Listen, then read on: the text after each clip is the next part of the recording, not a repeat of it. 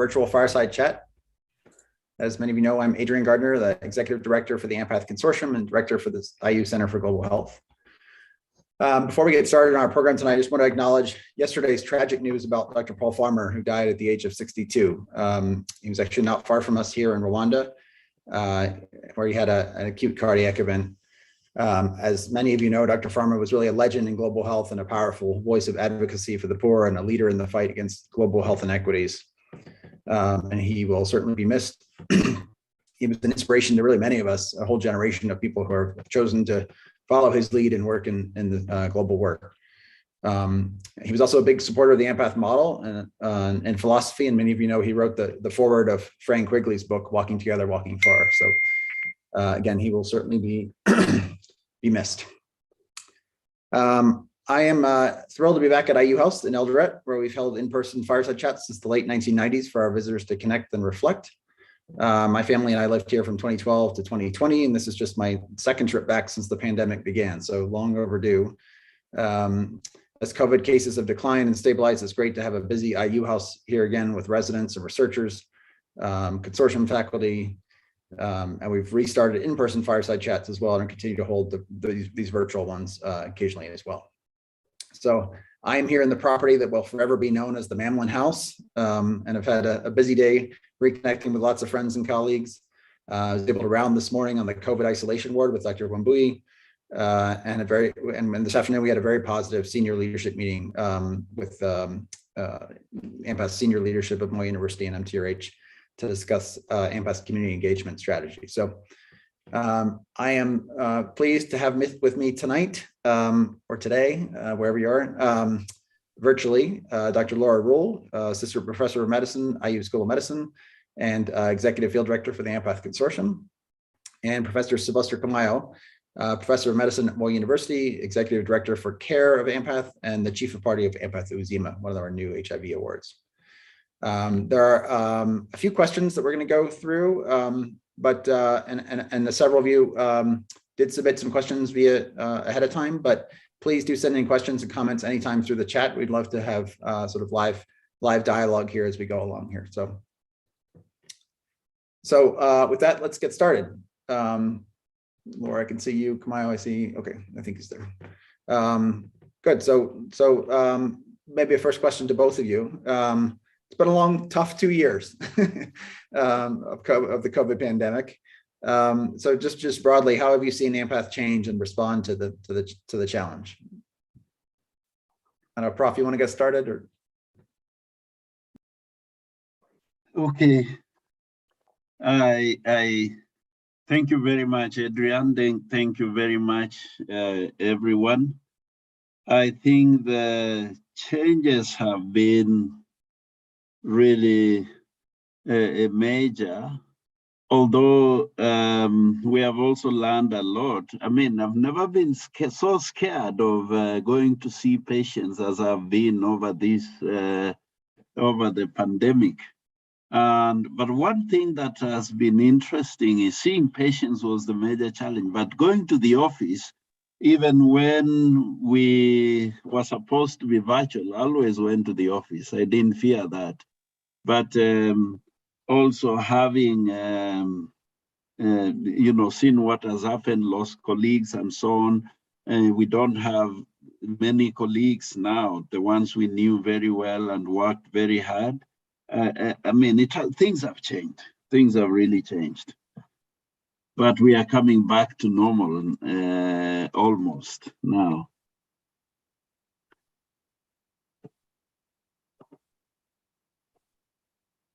Great, Prof. I'll just add on. I think one of the most remarkable changes is that Ampath prides itself on having all of our Ampath Consortium partners on the ground at different times and working side by side with our Kenyan colleagues at MTRH and Moy University. And this is really the first prolonged time throughout the 30-year history where we couldn't be side by side. And so, it started out as a huge challenge, but a lot grew from not being able to be present on the ground. I think Prof. Camayo, Dr. Lactabai, acting dean, Julia Songok, the CEO, Arawasa, really led the way and showed what MTRH-MY University could do without us on the ground. And I think it's been really amazing to see that the work of Ampath does not stop when North Americans aren't there. And this is truly a Kenyan led program. And I think the pandemic has really shown that. And so I think that's one of the biggest changes, but also the most positive change. A few other things that, I think through is all of our corporate donors who stepped up to the plate over these last 2 years allowed us to redirect already existing funds to COVID care, like AbbVie and Takeda, Pfizer, Corteva. They all were quite happy to let us use the funds to support COVID in Kenya. And then USAID also gave funds, Grand Challenges Canada. And so we were able to really redirect and have a COVID specific response that all the different care and research programs teamed together to make sure happened. I'll just touch upon, there's so much that's happened in the last 2 years. I think we'll get to it. But one other thing is, one of the biggest effects that I think is most profound in going back to Kenya is that where our patients are economically from before the pandemic. People are struggling. Prices in Kenya are going up and people are getting poorer. And so I think a lot of the humanitarian efforts that have gone on at Ampath that we've been able to innovate because of the pandemic are very remarkable. And I think we can talk more about that over the next 45 minutes. Prof, do you want to say a word about the new HIV funding? Yeah, thank you very much. We at the end of what we call here COP 21, we had 10 counties, and we were supporting there for a very large part of USAID portfolio, probably in Kenya for HIV over 60%. And that had been occasioned by the fact that USAID needed to reach 70% local partners. So we were very low-hanging fruit, really a stepping stone for achievement of that. But soon after, USAID wanted smaller programs. So we have 3 HIV programs, 2 are care and treatment programs, taking care of about 55,000 patients each. That's 110,000 total in the Western Kenya region. And we ventured into OVC, which we are supporting 5 counties in the Nyanza and Western Kenya region. And it is interesting in that we now have to new leadership, new chiefs of parties that we are supporting and mentoring. And it's very interesting that we have this at this time, despite a few challenges of taking care of a smaller territory, but 55,000 each program is wonderful. And I think this is more manageable. With these are 5 years, we're competitive. With these were put out as NOFOS, and we competed for them, except the original Ampath was not competed, it was single sourced. And it's very exciting to have this now. But of course, they were affected by the COVID, in that we were not able to do a lot of community activities. Many of our staff were scared, and especially HTS counselors, and even the patients themselves were scared to come, or we had several lockdowns that made life very difficult. Yeah, I think I'll stop there for now. Great, thanks, Prof. Can you do you know where can you just give a brief summary? And I don't want to dwell on COVID, but where are things with COVID in Kenya now? Where are vaccinations rising? And yes, we have had I think we have had 5 waves. And the first wave, COVID in Kenya came, was first made in March 2020. Although I have a feeling we were getting very severe flu, which we never used to have around that time. I think it was there before. But March 2020 was interesting for Kenya in that there was no COVID. I mean, it was like a joke. We got a few people who got COVID and they never got too sick. And I think it was until the second wave that we got that it was quite serious. And towards the third wave, we lost a lot of colleagues. And right now, the Omicron, I happen to have traveled to the US just before the Omicron and gone through all those rules and, what is done, lining up at very far from each other, but once in the plane you're together. And but right now, we have 0.4%, nationally. Yesterday, I think, was the lowest. We had, I think, 16 new diagnoses in the whole country. When at the height of that, the wave before this, we were having, there was a time we had almost 3,000 in one day with several deaths. So yes, it's calmed down. And we've gotten all sorts of vaccinations. I mean, all the brands, whether it's Pfizer vaccine, we were AstraZeneca before, but we have Pfizer, we have Moderna, we have Johnson & Johnson, and it seems to be the effect of that, of the vaccination. I think it has a great effect, but I think Omicron itself was a vaccination because it wasn't very serious out here, although we still got deaths, but I think it has been a lot of lessons. But what I want to add is that one of the things I didn't mention before is that when COVID came, our flus disappeared, our diarrhea in children disappeared, and in fact, not very many other illnesses, they disappeared or they reduced. And we take this to be the amount of hand washing, handshaking disappeared. And we think we are back to normal, but we hope no other wave is on the way. I've heard there is another wave cooking up somewhere. Thank you, Adrian. Thanks, Prof. I was when I was rounding this morning on the COVID isolation ward, first of all, I was impressed with how well it's organized and, the equipment that's there, which is great.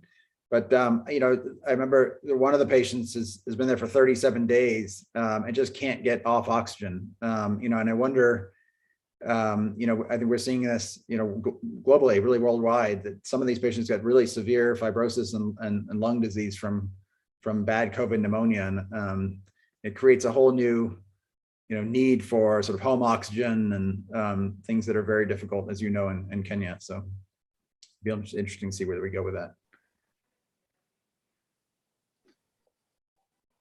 Okay, so Laura, maybe you can expand a little bit on sort of what some of what you would consider Ampath's greatest successes over the last year. I think there are many. I could fill the whole hour, but a few of the ones that come most to mind are definitely our mental health care program with the opening of the Nawiri Care Center, which is a transitional home that it allows patients who have been in the mental health ward for a long time to transition to their homes, but have a transition period where they're supported to be able to better engage with their activities of daily living, begin to think about skills building and job training, and then get psychological and social support services that they're often lacking when they are discharged from mental health care unit. And so, this transitional home was really the brainchild of Dr. Edith Quoba and Matthew Terracini, and they have had huge commitment and leadership in building this with support from the Stellus Global Health Foundation. And then also side by side to that, implementing a community mental health program throughout our counties to ensure that we're diagnosing people better and then have better services at the sub-county level for these patients.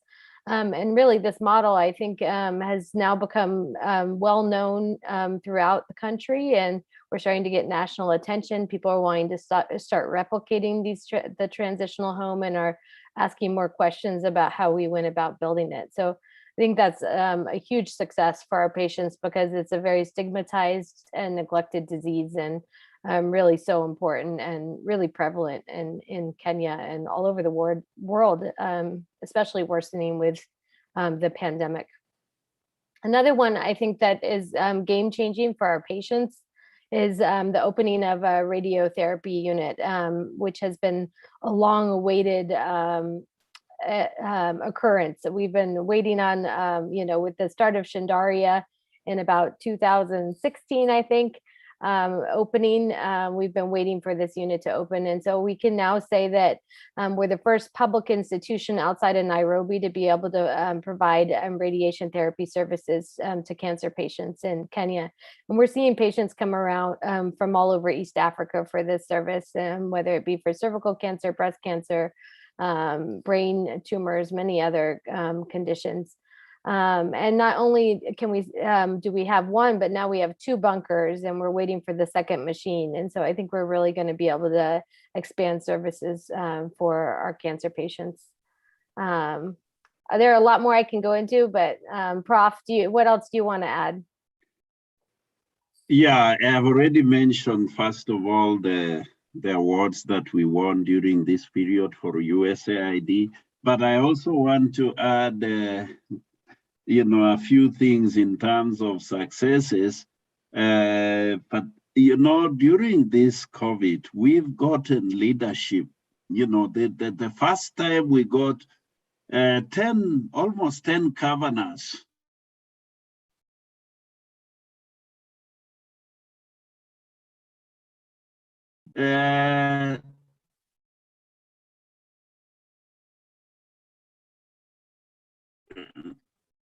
Sorry, electricity just went off, but I hope I'm back. I hope you can hear me.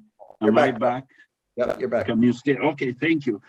So I mentioned that we got a lot of leaders to come visit Ampath, and we coordinated the 10 governors. We got this. We got the cabinet secretary. We got a lot of people from Nairobi visit because we were shining. We just got our Roche huge machine for viral load, but it was able to do COVID. So we were doing COVID for the region, and it was very exciting to be able to run that huge equipment, able to run 900 samples at a go. So the other thing is what Laura just mentioned. During COVID, MTRH specifically was able to put in one of the largest the largest non-industrial oxygen plant in Kenya, and CCTVs, finishing oncology, renovations to support COVID, but it's also long-term supporting the hospital. And one thing that happened that I would say is very good for MTRH, but we lost our adolescent clinic because it was very isolated. Our adolescents liked isolation, and that became the COVID ward because it was isolated. That was one non-success that we got. It is now also made with next to the World Bank Isolation Center. And but the good news is that we were able to move our adolescents first to the basement of Ampath Center. They didn't like it. We lost several because they ran away, but we easily found a solution. There was a rented property isolated too. And we moved our adolescents, they are happier than they have ever been because they don't even come to the hospital. They go to an isolated private residence that we have rented. Yeah, thanks, Prof. And I might just add on the Ampath Consortium side, we've got new collaborations in neurology and emergency medicine that are burgeoning, and several new consortium members as well. So we continue to grow, and it's exciting.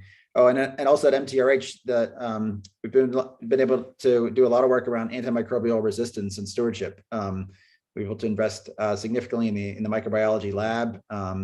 And I was pleased to see on rounds this morning that there were blood cultures available, and it's pretty exciting. It's a big change. So, Adrian, I'll also just add, I didn't really touch upon population health and all the work out in the counties. We focused on kind of the changes at Moit's General Referral Hospital, but over the last year, I think we've made huge strides in our universal health coverage efforts with population health. Specifically with Busia County, we have really good leadership and partnership with Busia County. And we've finally been able to say that they now have a protected health account, so that any health money in the county will be protected from being diverted towards roads or other county priorities. And that's a huge step in being able to ensure that patients will have access to services, because that funding will be preserved for what it's intended for. In addition, we've been able to support right now 2,000 families, so about 10,000 people, in providing them NHIF coverage through private donations from all of our supporters at Ampath. And those families have health insurance for a year and can then get free services at all the Ministry of Health facilities. And so really, by being able to support patients at the community level, and then having the county systems better able to support care, we're well on the way to being able to say we've got a robust universal health coverage program. I want to add that we use Busia model to do the same thing in Kakamega County just before we hand it over. And we use some of those lessons in Turkana. And so whatever has happened in Busia, we are using it to learn and spread it across. I will also add that the UHC model and the population health model is on the performance contract of our CEO of MTRH, and therefore helps us to push it. And now, 2 weeks ago, the president announced UHC. Of course, it will take time in all the 47 counties of Kenya, and we hope to learn from Busia to scale up in our other counties, and to also have nationally, we have things to share with the national government on this. Great, thanks both of you. Laura, tell us a little bit about IU House over the last 2 years. I know your family left in March, and then you've been able to return a few times. You're bound now back in Indiana, and as you do, I'm going to ask the IU House dining group to show their video. Because there's a bunch of residents in there. They're all going to wave. Nice. The first thing I would say about IU House is in the beginning of the year, it was quiet, so quiet. But now I'd say, like, hopefully we see this video because it's anything but quiet now. And we have, I think, close to 14 residents on the ground right now. So it's really, really exciting. But over the last year, I think if you were to come to IU House and compare it to 2 years ago when you were last there, for those of you who haven't been able to travel during the pandemic, the thing we're most proud of is being able to keep our staff whole, and making sure that all of our employees continue to have their salary and continue to have a job with security. And so a lot of people on our team at the Center for Global Health went to a lot of lengths to make that happen, and doing other work to make sure that we were able to support IU House during this period. Second, I'd say like, one of the most notable things is under the leadership of John Aguda, the grounds are beautiful now. They've really like planted tons of trees and plants and really done a lot of renovations to make it, you know, it already felt like a tropical experience in a on the equator, but now even more so. I think even I noticed that Dunya had painted the tree trunks like different polka dots and stuff. And so they've really gone to a lot of great lengths.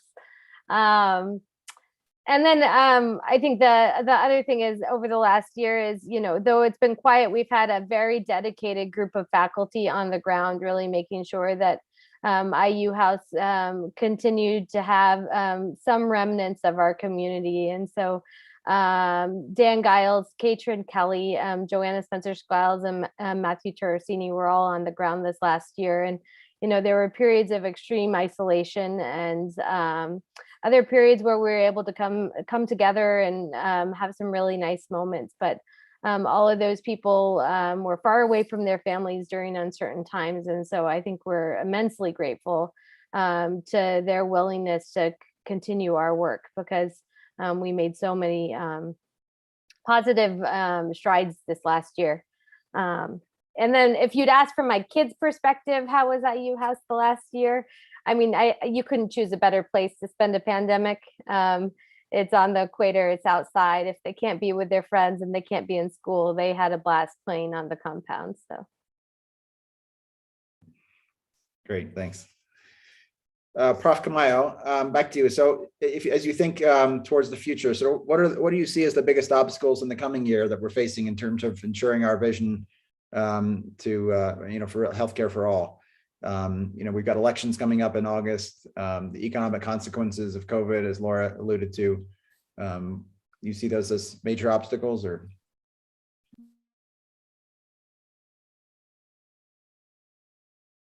Oh, you're on mute, Prof.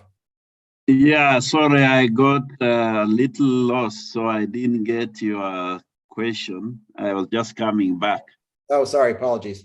I was just saying, what do you see as the biggest obstacles in terms of standing in the way of our vision of ensuring health for all, with elections coming up and economic consequences of COVID lingering?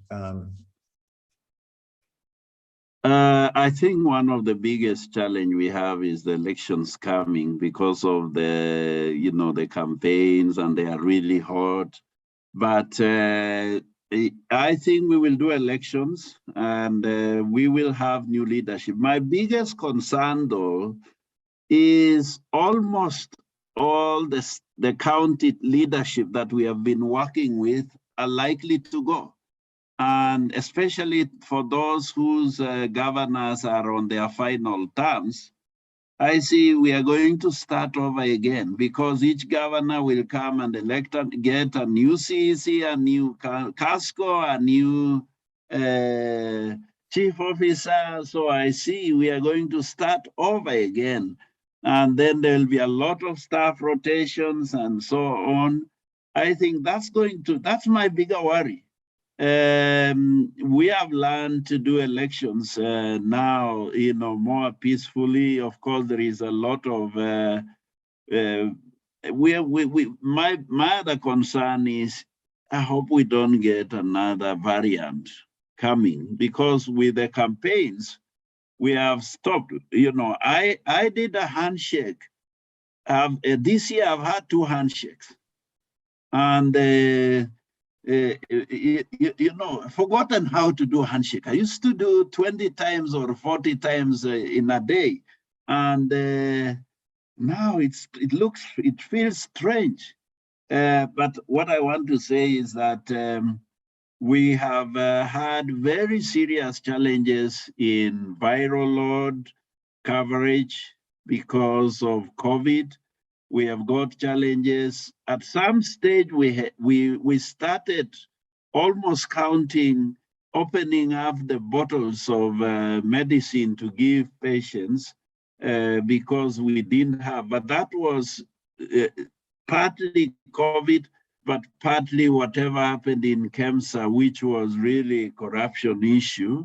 But we're also having a few challenges. We can't get to buy cars because we are told in where we get our Toyotas in Japan or whatever, there was things stopped. So we have to wait much longer to renew our vehicles for those we want to renew. But I have a positive outlook that all will be well and we will catch up.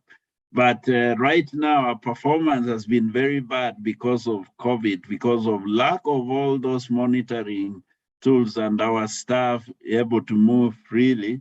But we are so glad that we now, even USAID, I'm traveling to Nairobi tomorrow for a physical meeting of all chiefs of parties in Kenya. And this has not happened. We met once, then Omicron came, so we closed again. So these challenges of doing virtual, there are certain things you need to see people physically and not virtual. Some virtual don't quite work for us, but we have learned how to do it now.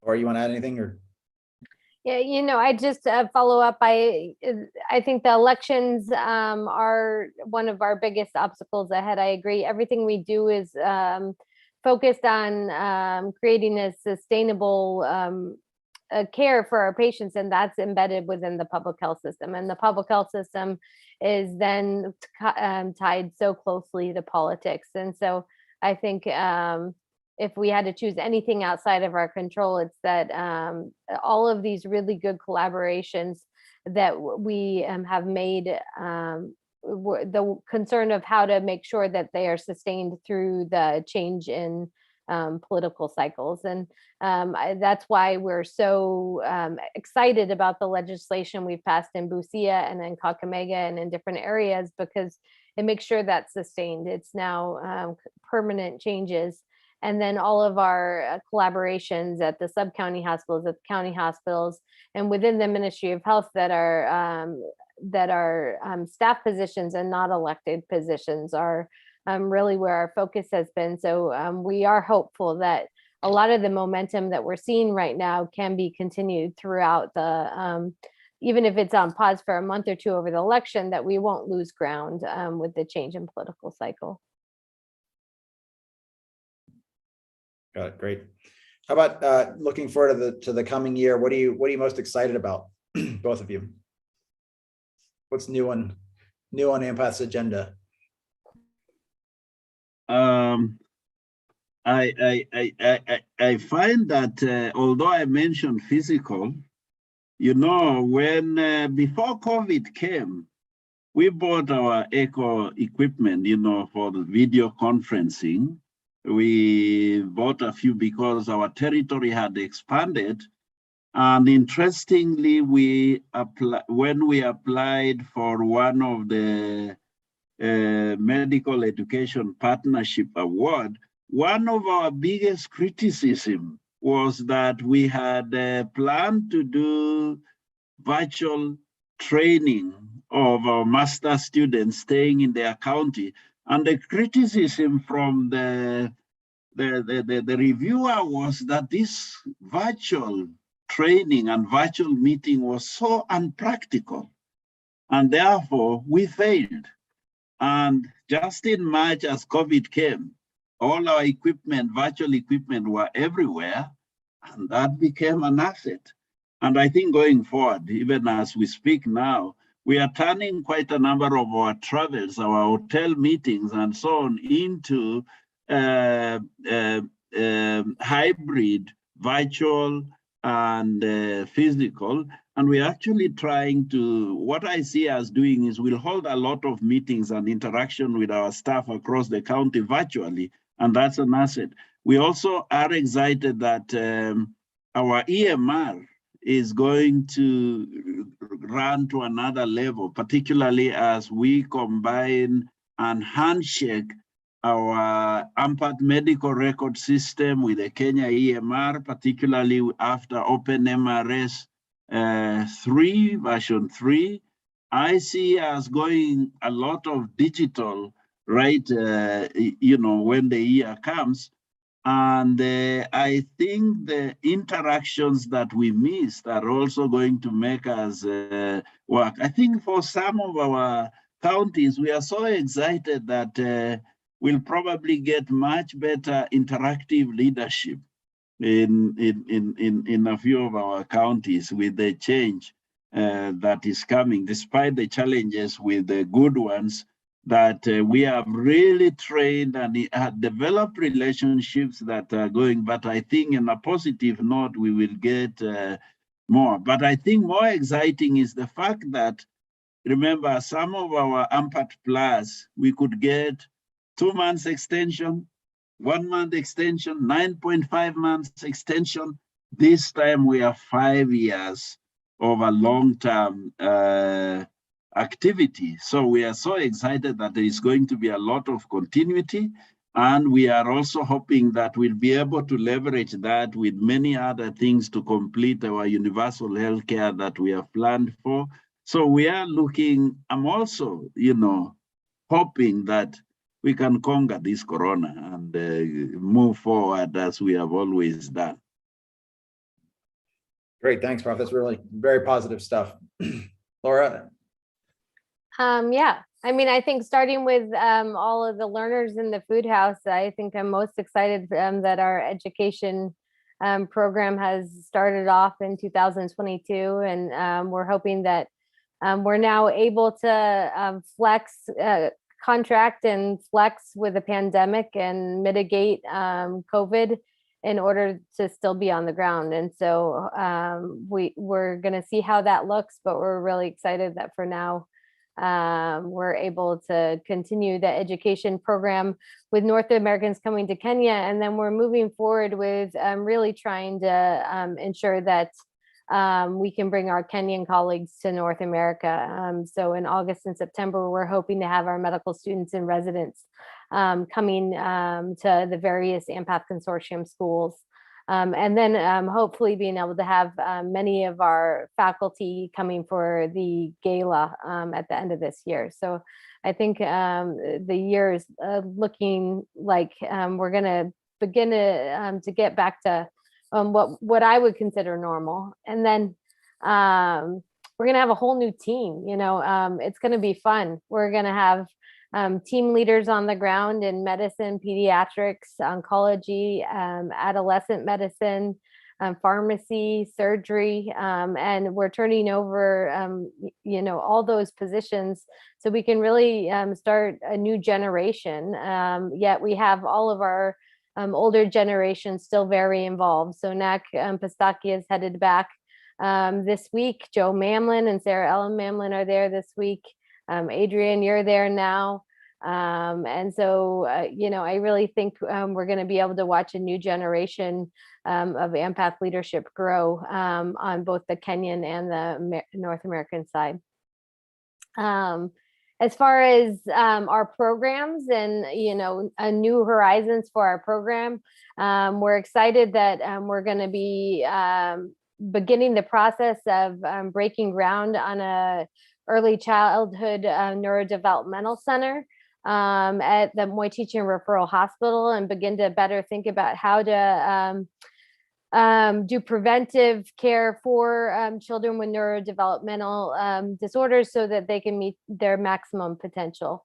And I think this is a really important and groundbreaking care program that we don't see in East Africa. And this is another stigmatized and underserved population that it's going to be so important to give these kids care so that eventually they can contribute to society and not be in schools that are mostly care units rather than schools teaching them really skills. And so I'm excited with Dr. Megan McHenry and Aaron Oyungu really leading that effort, and a fundraising strategy underway for that.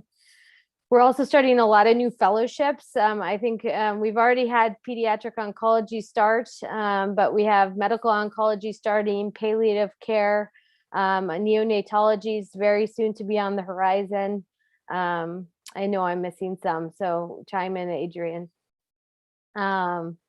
we're expanding in our vision. You know, we're currently undergoing a process of strategic planning and re-looking at our vision and how we can create a strategic plan that addresses it, especially focused around integration with 3 new USAID grants and so many different collaborators. We want to make sure that we're all on the same page. And I think part of that vision is really taking Moy Teaching Referral Hospital to provide specialty care. And so we have engagements going on in improving spine surgeries and a collaboration that's forming around better skill, ensuring that we have the most cutting edge equipment, and then skills training and when it comes to spine surgeries, which can be quite complex. We have our plastic surgery program is continuing to expand, and that's happening at the perfect time as the burn center is continuing underway to be built at Moy Teaching Referral Hospital. We're beginning to have conversations in emergency medicine to see how we can develop training and care programs in emergency medicine. And I think, Adrian, you can talk about the new collaborators in these areas. And then if we step away from Moy Teaching and Referral Hospital, I think as we think about how our vision is working around population health, I think taking many of these specialties and getting them outside of MCRH and to the county level, so that we have outreach programs at the county level, and that we're really building services and capacity in the county. So then instead of us doing the outreach, it's the county hospitals and the county faculty and physicians who are doing outreach in their own dispensary and health facilities. And then finally, I think the last thing is looking at all of our kind of what we consider social welfare programs around our guichet programs, building cooperatives, taking our microfinance groups and into bigger and bigger groups to have a cooperative and really increase their earning potential, looking at our shelter, at LACE, our legal aid program, and all the many different areas, the orphan and vulnerable children program that we use to try and really improve the well-being of our patients, and trying to better look at this approach and see how to put it in a framework of social determinants for health, and make sure that it's all operating with a similar vision and working more cohesively together. I think will just make the program stronger. So lots going on. Again, I could continue for a while. Yeah, a lot indeed. We only got a few minutes left, but I'm going to turn to some of the questions we've gotten via the chat. So I think we've largely addressed Karen's question about new clinical areas that are evolving. Although, Karen, you mentioned diabetes. There's definitely, we have a strong diabetes program and home glucose monitoring program that's run out of MTRH that serves people in the surrounding counties that can't get to MTRH all the time to have adjustments in their insulin. So that's been in the works for some time. Ophthalmology, and Prof, I don't know of anything happening in ophthalmology. You aware of anything? Operations? Not really. Nothing new. Okay. I heard the CEO today say there was an ophthalmology residency starting that was not coax, but was a new program. So. Okay, I didn't hear that, but. Prof, maybe a question for you. How is Ampath promoting integration of services, particularly mental health and HIV? We actually have, through the Astellas, we are training all our HIV providers to offer mental health and be able to refer to our psychiatrists, the ones that are difficult. And this started in MTRH, I think, and Turbo, and it's going to spread more. We have also had integration with NCDs. We have had models in Bungoma, and we have CDM clinics going on where we are doing integration. We're actually trying to integrate more. Just got my eyes, one person is in Mandera, on this virtual fireside, and reminds me that Mandera is near Somaliland. Our friends who want to replicate Ampath nearby here in Somaliland, which I suppose is near Mandera, but that one is across. So I was asking if we have a branch in Mandera. You know, we would like to have branches everywhere, but now we are replicating Ampath in many countries. But I think the challenge is coming is, do we replicate Ampath in Kenya? Yeah, go on, Adrian. Thank you. Yeah. There's one other question here, probably for you, Prof, or I'm happy to weigh in, but how much of an issue is under testing and assessing the prevalence of COVID? Oh, under testing is severe. What I mean is we do not test all patients, and we don't have a very a surveillance program in the community.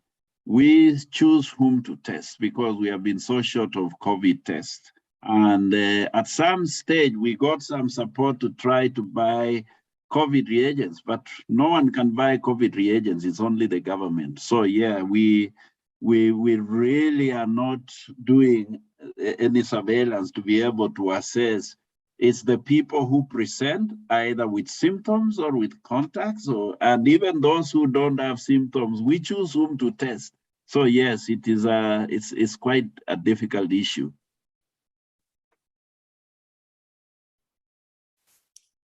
Great. Comment, just a comment really, Prof, that hopefully the shortage of commodities will be solved soon to enhance the universal HIV care. It sounds like there's positive things happening, right? We should expect in the next few weeks, hopefully. Yes, we have actually received the rapid test kits. We have received several reagents. The viral loads are on the way by March. There are big plans. We have even worked, thanks Suzanne and team who have helped us to prioritize whom we'll test when the reagents come. And thanks, Adrian, we are able to get the tubes that were missing, a few. And talking to USAID and NASCOP, they say they are getting. So there is a light at the end of the tunnel. I think we should be able to do testing pretty soon. And we test for a very big area. We test for almost half of Nyanza and the North Rift. And we test for some parts of Nakuru. And there are samples that come to us recently from the Eastern Deanery, which is the Mount Kenya area, to do testing. So we have a very good outlook as it comes. Great. Any final questions from anybody? Throw them in the chat, or you can unmute. We wanted to keep this to about 45 minutes. We're a little over, but. Okay, well, if not, then I'll just conclude by thanking again, Dr. Professor Kamayo and Dr. Laura Rule for joining us today. Thank you so much to all of you really for tuning in. Your support has really allowed Ampath to come through this pandemic even stronger, and we're really excited about what's going to be possible with our continued partnership. So if you're interested in learning more about Ampath, please feel free to reach out to us, and we'll be in touch about our next fireside chat. And again, thank you all for joining and for your partnership with Ampath. Have a good rest of your day. Thank you. Hi, Falca.